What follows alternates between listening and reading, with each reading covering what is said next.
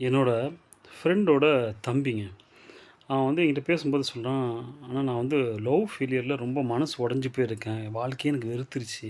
என்ன பண்ணுறதுன்னே எனக்கு தெரியல." அப்படின்னு சொல்லி என்கிட்ட சொன்னான். வந்த கடுப்புக்கு நான் கேட்குறேன், "டேய் தம்பி உனக்கு என்னடா வயசாகுது? என்ன ஒரு 23 வயசு இருக்குமா? இல்லன்னா ஒரு 25 வயசு இருக்குமா? அதுக்குள்ள என்ன இந்த பேச்சு பேசிட்டு இருக்கியே?" அவன்ட்ட கேட்டேன். "இல்லன்னா நீ என்ன சொல்றது? ஒரு பெரிய ஒரு கம்பெனி ஆரம்பிச்சு, அதில லட்சக்கணக்கா இன்வெஸ்ட்மென்ட் பண்ணி அதில லாஸா போயிடுச்சா? இல்லன்னா நீ ஒரு விளையாட்டு துறையில வந்து ரொம்பவே வெறித்தனமா விளையாடி, ஒரு நேஷனல் லெவல், மாநில லெவல்ல போய், அங்க போய் ஏதாச்சும் தோத்து நீ கவலைப்பட்டுட்டியா? அப்படி இல்லன்னா ஒரு அரசு அரசு எக்ஸாம்ஸ்லாம் வந்துட்டு ஒரு 2 வருஷத்துக்கு நல்லா படிச்சு, நல்ல கடைசி லெவல் வரைக்கும் போய் அங்க போய் எக்ஸாம்ல ஃபெயில் ஆயிட்டியா?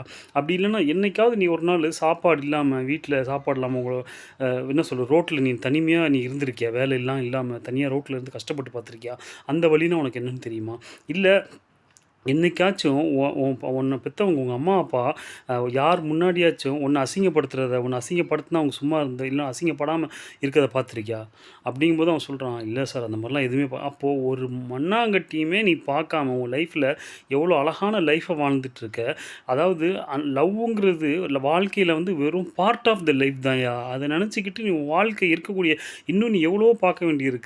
அத விட்டுக்கிட்டு இத நெனச்சுக்கிட்டே உன் வாழ்க்கைய சும்மா கிறுக்குத்தனமா பேசாம ஒழுங்கா வாழ கத்துக்க இருக்க வாழ்க்கை. இனிமேலாச்சும் சொல்றேன், இன்னும் வயசு இருக்கு உனக்கு. அதனால தயவு செஞ்சு லவ்வுங்கிறது ஃபெயிலியர் ஆயிட்டா அப்படின்னு சொன்னாக்க, it's just a part of life in your life.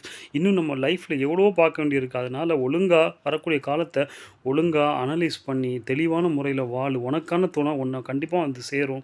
ஏன்னா, வெற்றி இருக்கும்போது உன்னுடைய துணையும் உனக்காக கண்டிப்பா உனக்கு பொறந்தவ உனக்கு வந்து சேருவாயா? அப்படின்னு சொல்லி எனக்கு தட்டி குடுத்தாங்க.